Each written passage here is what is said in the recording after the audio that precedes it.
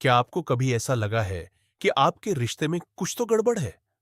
आप अंदर से खालीपन महसूस करते हैं और हर वक्त खुद पर ही शक करते रहते हैं, लेकिन आप समझ नहीं पाते कि असली वजह क्या है। आखिर आपका पार्टनर तो सबके सामने इतना प्यारा, केयरिंग और सबका चहेता जो है। आज हम बात करेंगे एक ऐसे साये की जो चुपचाप आपके रिश्ते को खोखला कर रहा है। हिडन नार्सिसिस्ट, यानी छिपा हुआ आत्ममुग्ध इंसान। हम उन 7 बड़े संकेतों को समझेंगे जिन्हें आप अब तक प्यार या स्वभाव की छोटी-मोटी कमियां समझकर नजरअंदाज कर रहे थे। मेरा वादा है, इस वीडियो को देखने के बाद आप उस चेहरे को पहचान पाएंगे जो इस झूठी मासूमियत के पीछे छिपा है। क्या आप कभी ऐसी स्थिति में फंसे हैं जहां आप बिना किसी गलती के माफी मांग रहे हो और आपको पता भी ना हो कि आपकी खता क्या है? अगर हां, तो इस वीडियो को बहुत ध्यान से देखें। शायद आज आपकी अपनी जिंदगी को देखने का नजरिया पूरी तरह बदल जाए। शुरू करने से पहले एक बात साफ कर लेते हैं। जब हम नार्सिसिस्ट शब्द सुनते हैं, तो हमारे दिमाग में एक ऐसे इंसान की तस्वीर आती है जो बहुत घमंडी हो, दिखावा करता हो और हर वक्त अपनी तारीफ चाहता हो। इसे हम ग्रैंडियोज नार्सिसिस्ट कहते हैं। लेकिन एक दूसरा प्रकार भी है जो कहीं ज्यादा शातिर और खतरनाक है, कोवर्ट या छिपा हुआ नार्सिसिस्ट। ऊपर से देखने पर यह इंसान बहुत सीधा, विनम्र और यहां तक कि शर्मीला भी लग सकता है। वो कभी चिल्लाकर अपनी महानता साबित नहीं करेगा। इसके बजाय वो इतने सलीके से आपको कंट्रोल करेगा कि आपको सालों तक पता ही नहीं चलेगा कि आप एक भावनात्मक जाल में फंस चुके हैं। उसका असली हथियार गुस्सा या नफरत नहीं, बल्कि आपके अंदर अपराध बोध यानी गिल्ट पैदा करना है। वो आपको यकीन दिला देगा कि आप ही गलत हैं। यही चालाकी उसे सबसे ज्यादा खतरनाक बनाती है। आप दरअसल एक ऐसे अदृश्य दुश्मन से लड़ रहे होते हैं जिसने आपको यह भरोसा दिला रखा है कि वही आपका सबसे बड़ा हमदर्द और दोस्त है। तो पहला और शायद सबसे ज्यादा उलझाने वाला संकेत है वो बारीक और छिपी हुई आलोचना, जो फिक्र या परवाह का मुखौटा पहनकर आती है।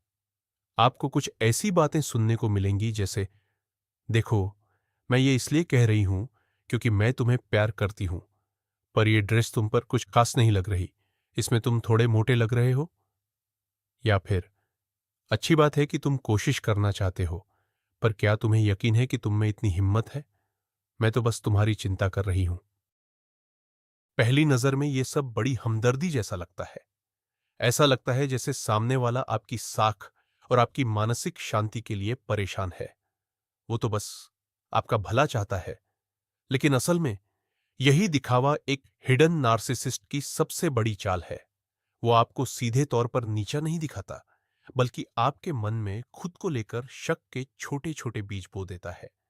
उनकी हर एक प्यार भरी बात एक ऐसी चुभन की तरह होती है जो धीरे धीरे आपके आत्मविश्वास को अंदर से खोखला कर देती है।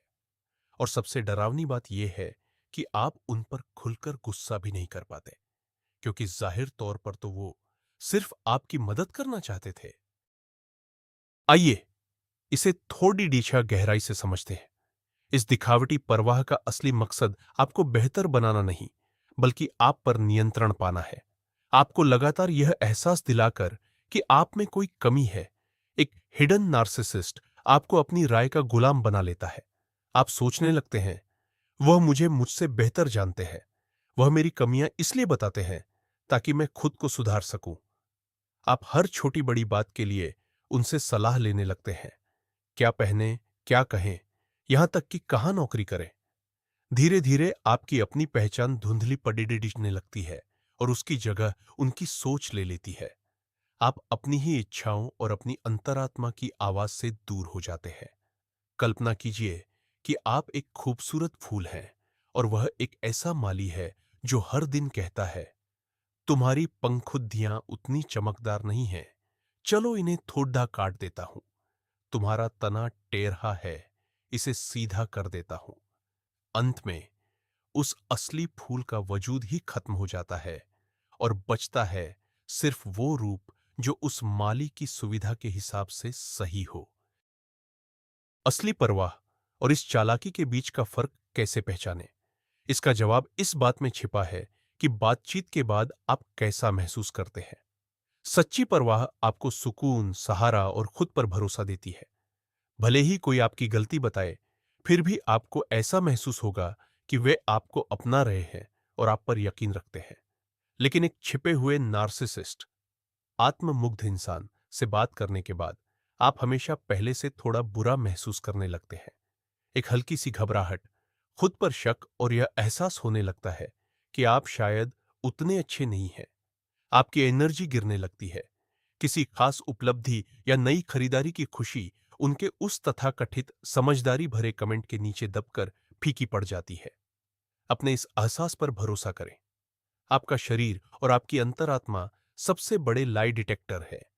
अगर किसी दिखावे की परवाह वाली बातचीत के बाद आपका मन कहीं छिपने का करे या आप खुद को छोटा महसूस करें, तो समझ जाइए कि यह परवाह नहीं है, यह खतरे की पहली घंटी है। अब बात करते हैं दूसरे लक्षण की, पैसिव अग्रेसिव व्यवहार में महारत। एक छिपा हुआ नार्सिसिस्ट यानी कोवर्ट नार्सिसिस्ट कभी भी खुलकर लड़ाई झगड़ा नहीं करता।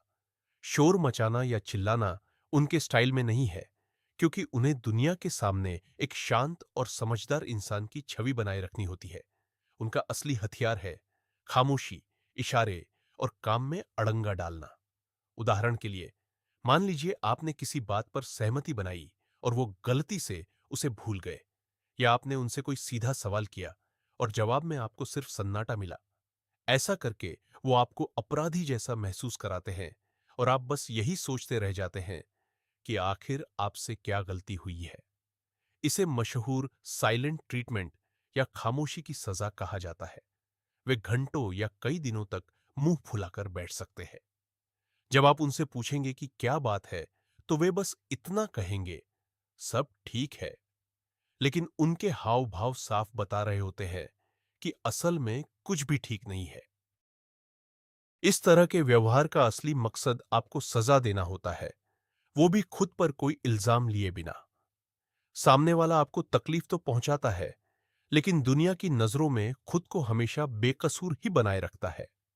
नतीजा ये होता है कि आप पागलों की तरह अपने दिमाग में पुरानी बातें टटोलने लगते हैं। ये सोचने लगते हैं कि आखिर आपने क्या गलत कह दिया या ऐसा क्या कर दिया जिससे वो नाराज है। आप बार बार माफी मांगते हैं, उन्हें मनाने की कोशिश करते हैं और चाहते हैं कि वो बस किसी तरह आपसे बात कर ले। इस पल आप पूरी तरह से उनके काबू में होते हैं। बिना कुछ किए ही वो आपके इमोशंस और आपके मूड को कंट्रोल कर रहे होते हैं। पैसिव अग्रेशन का एक और उदाहरण है ऐसी तारीफ करना जिसके दो मतलब निकलते हों, जैसे कि आज तुम कितनी अच्छी लग रही हो, बिल्कुल पता नहीं चल रहा कि तुम थकी हुई हो। या फिर तुम्हारे लेवल के हिसाब से ये काम वाकई बहुत बढ़िया है। सुनने में तो ये तारीफ लगती है, लेकिन मन में एक कड़वाहट छोटी डाच जाती है। ये बिना सीधे झगड्डा किए आपको नीचा दिखाने या चोट पहुंचाने का बस एक और तरीका है। लगातार पैसिव अग्रेसिव बर्ताव के साथ जीना वैसा ही है जैसे बारूद के ढेर पर चलना। आपको कभी नहीं पता होता कि आपकी कौन सी बात या कौन सा कदम कब चुप्पी और कड़वाहट का धमाका कर दे। आप हर वक्त तनाव में रहते हैं, उनके मूड को भांपने की कोशिश करते हैं और इस डर में जीते हैं कि कहीं वो बुरा न मान जाए। यह मानसिक रूप से बहुत थका देने वाला है। आपका नर्वस सिस्टम हर पल भारी दबाव में रहता है। आप अपनी सहजता और वो पुराना खुलापन खो देते हैं, क्योंकि आपका हर काम इस डर से होकर गुजरता है कि वो क्या कहेंगे या वो क्या सोचेंगे। अगर आपको महसूस होने लगा है कि अब आप इस रिश्ते में रिलैक्स होकर खुद के साथ नहीं रह पा रहे और आपको हर छोटी आहट पर उनके मूड का अंदाजा लगाना पड़ रहा है, तो यह बहुत बुरा संकेत है। एक स्वस्थ रिश्ता खुलकर बात करने से मजबूत होता है, न कि पहेलियां बुझाने और एक दूसरे के मन को पढ़ने की कोशिश करने से। तीसरा लक्षण, और यह बहुत ही घातक है, इसे कहते हैं गैसलाइटिंग। गैसलाइटिंग मानसिक शोषण का वो तरीका है जिसका मकसद आपको अपनी ही यादों, अपनी समझ और अपनी हकीकत पर शक करने के लिए मजबूर करना है। एक छिपा हुआ नार्सिसिस्ट इस खेल का माहिर होता है। वो साफ दिख रहे सच को भी इतने शांत और भरोसे के साथ झुठला देगा कि आपको वाकई खुद पर ही संदेह होने लगेगा। उसके कुछ जाने पहचाने जुमले होते हैं, जैसे मैंने ऐसा कभी नहीं कहा, या ये सिर्फ तुम्हारा वहम है, या फिर तुम हर बात का बतंगद्दा बना देती हो, तुम बहुत ज्यादा इमोशनल हो। वो पूरी स्थिति को इस तरह घुमा देगा कि अंत में गलती न होते हुए भी आप खुद को गुनहगार मानने लगेंगे और अपने ही शोषक से माफी मांगने लगेंगे। चलिए एक उदाहरण से समझते हैं। आपको पक्का याद है कि उन्होंने शनिवार को घर शिफ्ट करने में आपकी मदद का वादा किया था। शनिवार आता है और वो गायब हो जाते हैं। जब आप उनसे इस बारे में पूछती हैं, तो वो बड़ी मासूमियत और हैरानी से आपकी ओर देखते हैं और कहते हैं, हमारी ऐसी कोई बात ही नहीं हुई थी। शायद तुम्हें कोई गलतफहमी हुई है। मैंने तो पहले ही कहा था कि मैं बिजी रहूंगा। वो इतने यकीन के साथ ये बात कहते हैं कि आपके मन में ख्याल आता है, क्या सच में मैंने ही कुछ गलत समझ लिया? क्या ये सब सिर्फ मेरा वहम था? जब ऐसा बार बार होता है, तो आप अपनी ही याददाश्त पर भरोसा करना छोड़ देती हैं। आपको लगने लगता है कि आप में ही कोई कमी है, कि आप लापरवाह हैं, भुलक्कड़ है, या फिर पागल हो रही हैं। यही गैसलाइटिंग का असली मकसद है, आपके आत्मविश्वास को पूरी तरह तोड़ देना, ताकि आपको कंट्रोल करना आसान हो जाए। गैसलाइटिंग के दूरगामी परिणाम बहुत ही खौफनाक होते हैं। इसमें इंसान का हकीकत से नाता पूरी तरह टूट जाता है। उसे अपनी ही भावनाओं, अपने विचारों और अपनी यादों पर भरोसा नहीं रहता। वह धीरे धीरे उस सच पर निर्भर होने लगता है जो सामने वाला जोड़ तोड़ करने वाला व्यक्ति उसे दिखाता है। इसका नतीजा होता है हर वक्त की घबराहट, डिप्रेशन और आत्मविश्वास का पूरी तरह से खत्म हो जाना। अगर आपके मन में अक्सर यह ख्याल आता है कि शायद मैं पागल हो रहा हूं, अगर आप अपनी ही आंखों और कानों पर शक करने लगे हैं, या अपने पार्टनर के साथ बहस में हमेशा आप ही गलत साबित होते हैं और आप पर बातें बनाने या जरूरत से ज्यादा रिएक्ट करने का आरोप लगाया जाता है, तो एक पल के लिए रुकिए। आप पागल नहीं हो रहे हैं। सच तो यह है कि आपको बहुत ही सोची समझी साजिश और ठंडे दिमाग से पागल बनाया जा रहा है। यह भावनात्मक शोषण यानी इमोशनल एब्यूज का सबसे स्पष्ट और खतरनाक संकेत है। चौथा लक्षण है खुद को हमेशा बेचारा दिखाना। वैसे तो यह थोड़ा अजीब लगता है कि जो इंसान खुद को दुनिया का केंद्र मानता है, वो भला खुद को पीड़ित क्यों दिखाएगा? लेकिन एक हिडन नार्सिसिस्ट के लिए यह हेरफेर करने का सबसे बड़ा हथियार है। किसी भी मुश्किल हालत में उसकी अपनी कोई गलती नहीं होती। सारा दोष दूसरों का होता है। चाहे वो उसका गुस्सैल बॉस हो, जलने वाले सहकर्मी हो, उसे न समझने वाले माता पिता, खराब मौसम और जाहिर है अक्सर आप। अगर वो किसी मुलाकात के लिए देर से आया है, तो इसलिए नहीं कि वो घर से लेट निकला था, बल्कि इसलिए कि ट्रैफिक इतना बुरा था जैसे पूरा शहर ही उसके खिलाफ साजिश कर रहा हो। अगर उसने अपना वादा पूरा नहीं किया, तो इसलिए नहीं कि वो भूल गया था, बल्कि इसलिए कि उसका दिन बहुत भारी गुजरा था और आपको कम से कम उसकी हालत तो समझनी चाहिए थी। पीड़ित बनने का यह नाटक उसे एक साथ कई फायदे पहुंचाता है। पहली बात तो ये कि वो अपने किए की हर जिम्मेदारी से पल्ला झाड़ लेता है। अब चूंकि वो खुद को बेचारा दिखा रहा है, तो उस पर कोई उंगली भी नहीं उठा सकता। आखिर कोई उस इंसान को कैसे डांटे या उसकी आलोचना करे जो पहले से ही इतना दुखी दिख रहा हो? दूसरी बात, वो आपके मन में अपने लिए हमदर्दी और दया पैदा कर देता है। आप उस पर सवाल उठाने के बजाय उल्टा उसे ही संभालने और उसकी गलतियों को सही ठहराने लगते हैं। गलती उसकी थी, उसने आपको ठेस पहुंचाई, लेकिन 5 मिनट बाद आप ही उसे पुचकारते हुए कह रहे होते हैं, बेचारे, तुम्हारे लिए सब कितना मुश्किल है। ये किरदारों की कितनी चालाकी भरी अदला बदली है। यहां गलत करने वाला खुद पीड़ित बन जाता है और जिसका असल में नुकसान हुआ है, वो उसे दिलासा देने वाला बन जाता है। और तीसरी बात, इस बहाने उसे हमेशा आपसे खास तवज्जो, देखभाल और अटेंशन मिलती रहती है। जरा सोचिए, आपका पार्टनर अपनी जिंदगी को लेकर कितनी शिकायतें करता है। कितनी बार वो आपको ऐसी कहानियां सुनाता है जहां उसके साथ नाइंसाफी हुई, उसे कम आंका गया या उसे धोखा दिया गया। देखिए, मुश्किलें तो सबकी जिंदगी में आती हैं, लेकिन एक हिडन नार्सिसिस्ट के लिए यह हमेशा का नाटक है। उन्हें लगता है कि यह पूरी दुनिया उनके जैसे संवेदनशील और काबिल इंसान के खिलाफ है। अगर आपको भी यह पैटर्न नजर आ रहा है, तो सावधान हो जाइए। ऐसा रिश्ता जहां एक पार्टनर हमेशा बेचारा बना रहे और दूसरा उसे बचाने की कोशिश करता रहे, वह एक जहरीला और को डिपेंडेंट रिश्ता है। आप बस एक इमोशनल डोनर बनकर रह जाते हैं, एक ऐसे इंसान के लिए जो कभी अपनी गलती नहीं मानेगा और न ही अपनी जिम्मेदारी लेगा। आप अपनी सारी एनर्जी झोंक देंगे, लेकिन बदले में आपको सिर्फ नई शिकायतें और दुनिया की नाइंसाफी के किस्से ही मिलेंगे। पांचवां संकेत है संवेदनशीलता के मुखौटे के पीछे छिपी हुई सहानुभूति की पूरी तरह से कमी। यह एक बहुत ही शातिर चाल है। एक हिडन नार्सिसिस्ट यानी छिपा हुआ आत्ममुग्ध व्यक्ति आपको बहुत ही भावुक और कोमल स्वभाव का लग सकता है। वो फिल्मों को देखकर रो सकता है, जानवरों के दर्द या दुनिया की नाइंसाफी पर बड्डी ही मार्मिक बातें कर सकता है। उसे देखकर ऐसा लगेगा कि वो बहुत ही गहरा और दूसरों का दर्द समझने वाला इंसान है। लेकिन यहां एक बद्धा पेच है। उसकी ये सारी संवेदनशीलता या तो काल्पनिक चीजों के लिए होती है या फिर सिर्फ अपने लिए। उसे अपनी जरा सी भी आलोचना बर्दाश्त नहीं होती। अगर उसे थोड़ी भी अटेंशन न मिले या उसके अहंकार को हल्की सी भी ठेस पहुंचे, तो वो फौरन आहत हो जाता है। मगर जब बात आपकी सच्ची भावनाओं या आपकी तकलीफों की आती है, तो उसकी वो सारी संवेदनशीलता अचानक हवा हो जाती है। इसे असल जिंदगी के एक उदाहरण से समझते हैं।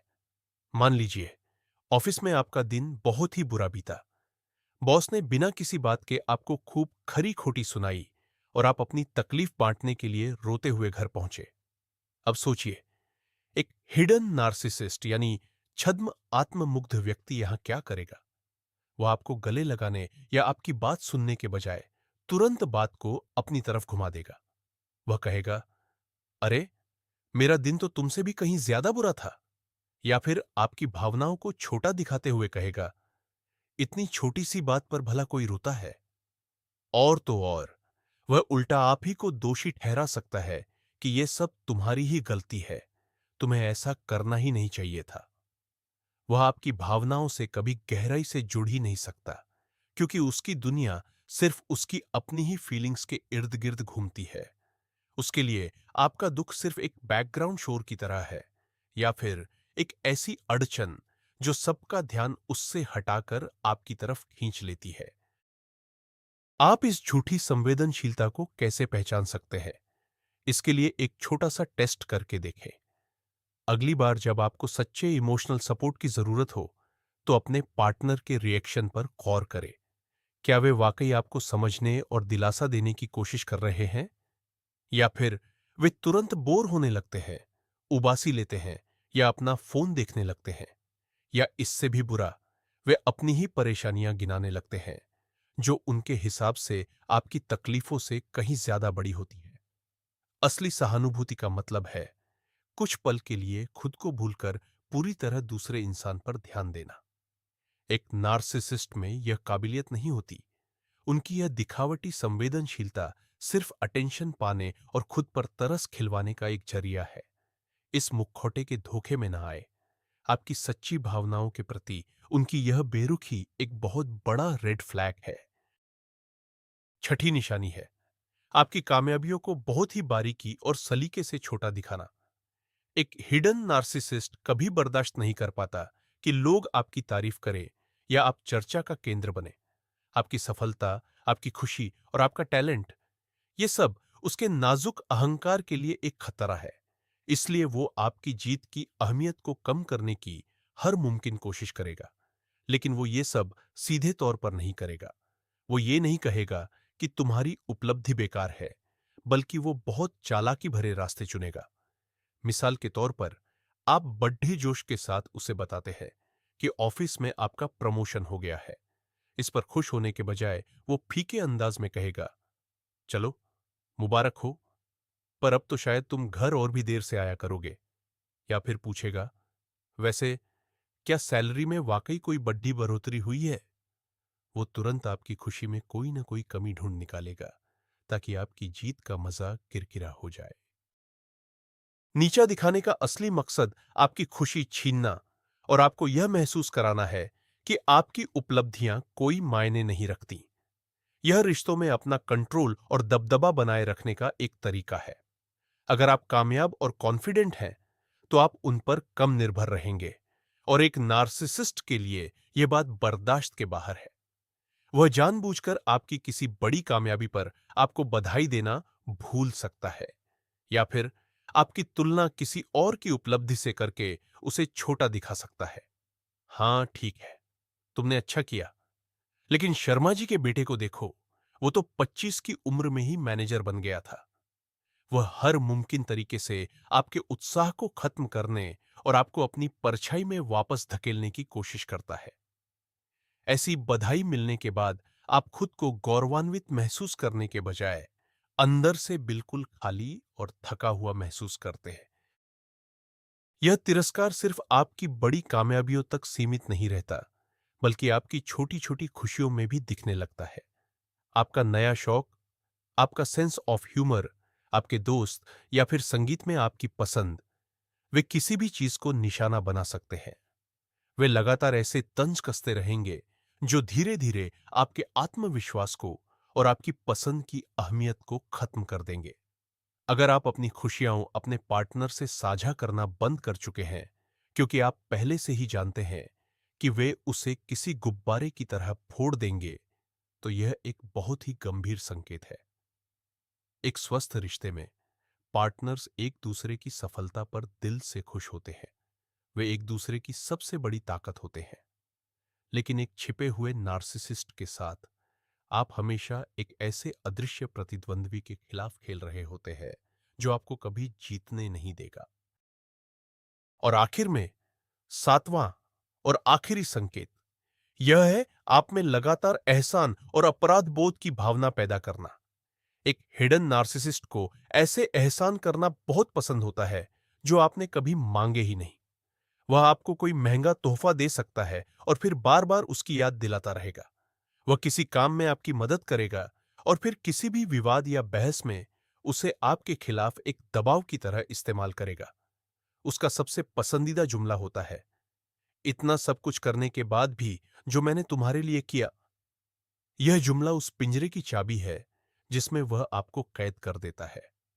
यह बात आपको तुरंत निहत्था कर देती है और आपको ऐसा महसूस कराने लगती है कि आप एहसान फरामोश है।